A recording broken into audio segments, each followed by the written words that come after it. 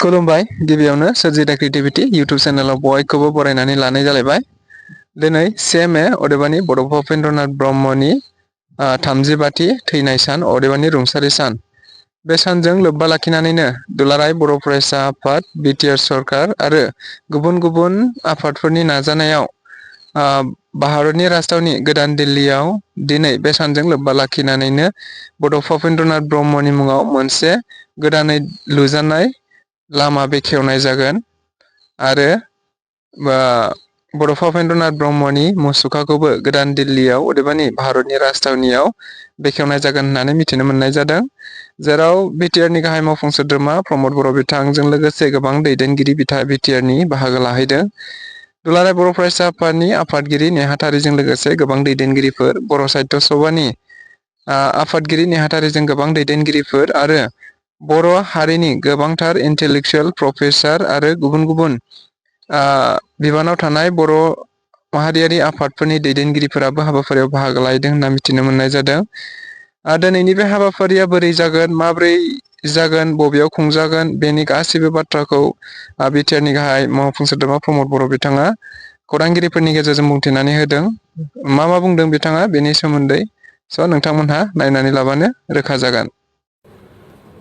दिनै बड'फा उपेन्द्रनाथ ब्रह्मनि 35थि रुंसारि सान। बे सानखौ 1990 मायथाइयाव बिथाङा रुंसारि जानाय उननिफ्रायनो फालिबोनाय जादों आरो जोबोद गाजा गोमजायै बिथांखौ मान बावबोदों, बयबो खौसेयैनो मान बावबोदों। देग्लाय बोसोराव बिथांनि जि रुंसारि सान बेखौ क'क्राझाराव, बरागारियाव आरो दतमायाव थुलुंगाफुरियाव खुंनायजों लोगोसे सारा आसाम नाङैनो आरो आसामनि बाहेरावबो बेंगलावबो आरो लोगोसे गोदान दिल्लीयाव खुंनाय जादों।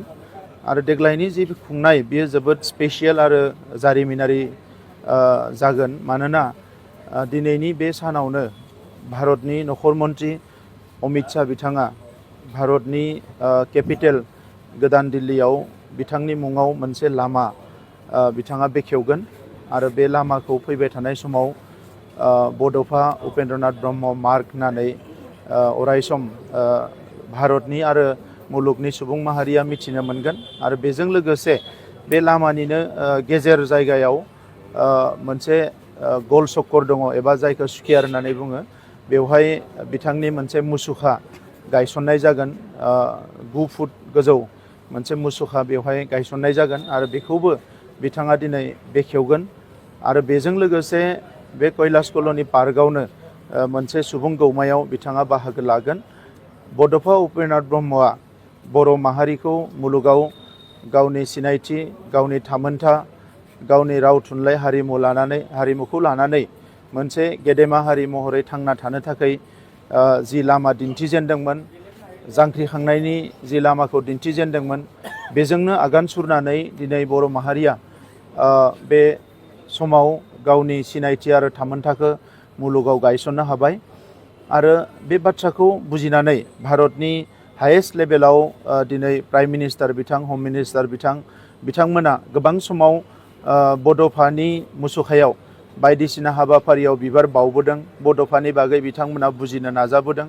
सा सानजा भारतआव जिखिनि ट्राइबेल माहारि दङ, बे ट्राइबेल माहारिफोरनि गेजेराव दिनै बयनिख्रुइ अर्गेनाइज आरो सोद्रोम आरो जौगानाय माहारि हिसाबै बर' हारिखौ हमनाय जायो। आरो बे हिसाबैनो दिनै बिथांनि मुसुखा गायसननाय एबा बिथांनि जि रुंसारि सान फालिनाय बेखौ नेसनेल लेभेलाव लाबोनो हानायखौ जों बयबो गोजोननाय मोनदों। बड'फाया बर' माहारिनि आंगोनिबो आंगो, नाथाय बिथांनि साननाय हनाय, बिथांनि जि फिल'सफि बेखौ दिनै सारा भारतनि मानसिफ्रा एबा सारा मुलुगनि मानसिफ्रा लासै लासैनो बोजबनायाव, मान होनायाव जों बयबो गोग्गानाय मोनदों। फैबाय थानाय समा जोंनि माहारिनि थाखाय जोबोद मोजां सम। बेवहाय जोंनि जाखांबोनाय लाइमोनफोरखौ आं खावलायगोन, बड'फानि जि सान्थौ आरो सानस्रि बेखौ बयबो बजबनानै लानांगो।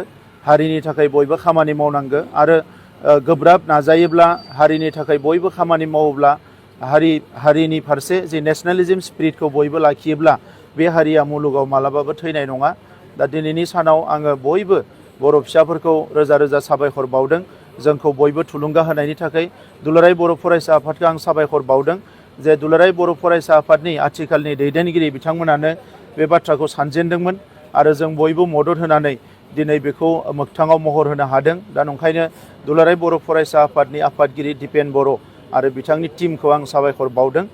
बयनिसिमबो आङो दिनैनि बे गोथार सानाव गोसो गोरबोनि खुलुमनाय आरो सिबिनायखौ बावहरदों।